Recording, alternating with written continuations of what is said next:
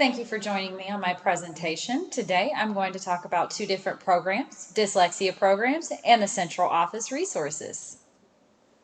My intended audience is from the perspective of a middle school principal. So when talking about dyslexia and central office resources, this is going to be information geared more towards parents, teachers, other support staff, and even other administration. The first program I'm going to talk about today are the dyslexia programs. Dyslexia programs serve students that have either been diagnosed with dyslexia or another related disorder. And a lot of that information can be found on the TEA Dyslexia Handbook, which has a lot of really great information. So these students will typically fall under 504 accommodations, or if they've got severe setbacks, they might fall under the special education umbrella.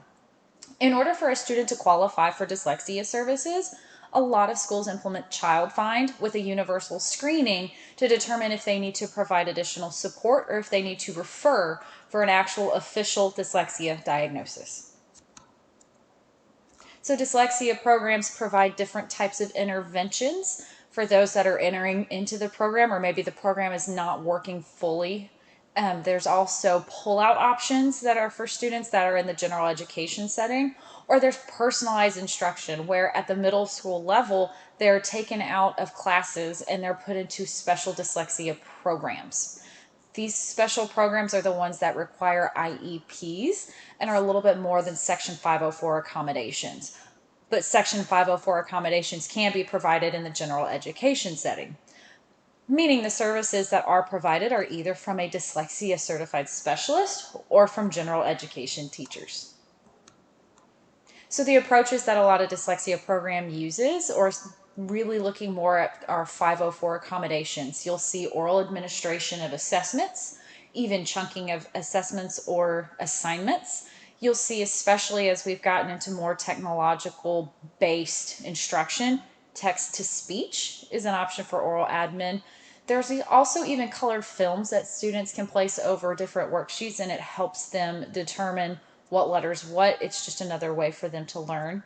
Dyslexia programs also offer homework support, so they'll help students actually work through classroom assignments or homework assignments in ways that they can best understand it, and management techniques as they move into post-secondary education and kind of the accommodations that will follow them. So a lot of common mistakes that we'll see in our dyslexia programs are that 504 accommodations are either not being applied effectively or they're just too limited.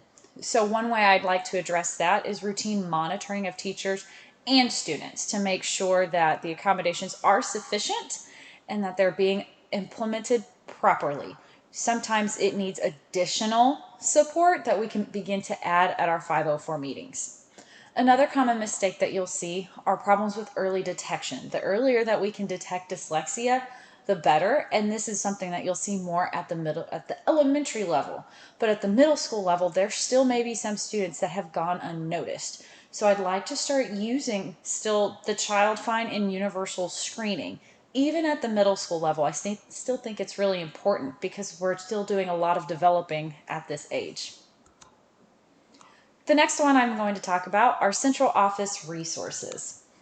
So central offices, they serve the entire school district, they serve individual campuses, they serve our families, they even serve our communities. And basic responsibilities of central office are very, very general. They provide administrative support. They provide mentorship and skill building in the form of professional developments, and that's as it relates to each individual department and program. And they even work on public relations and legal aspects that can't be handled at the campus level. So the services that are provided at central office, again, are professional development as it relates to each individual program. So you'll have some special education coordinators that work to provide special development for those special education teachers. They even work to connect campuses together. So as a whole science department across the entire district, they can offer different resources and different opportunities for them. And basic support services, IT, legal support, They do program oversight. That's where you're going to get maybe your GT, you're going to get administrative oversight, all kinds of things. And leadership support. So especially your superintendents, you're going to get support for principals and learning to connect everybody together.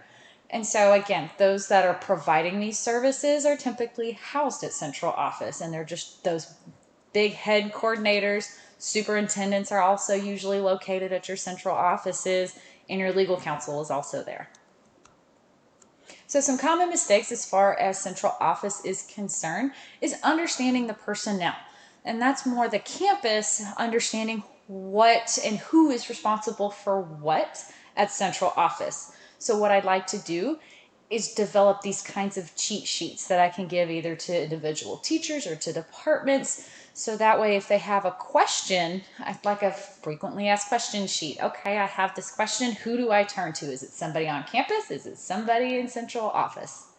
The other mistake that we see is resources are unknown or they're underutilized. And that kind of goes with understanding personnel, but with the spaces that they offer, with the opportunities that they can create, I would encourage outreach, especially both ways. So I would encourage and reach out to central office to say, hey, what can you give us?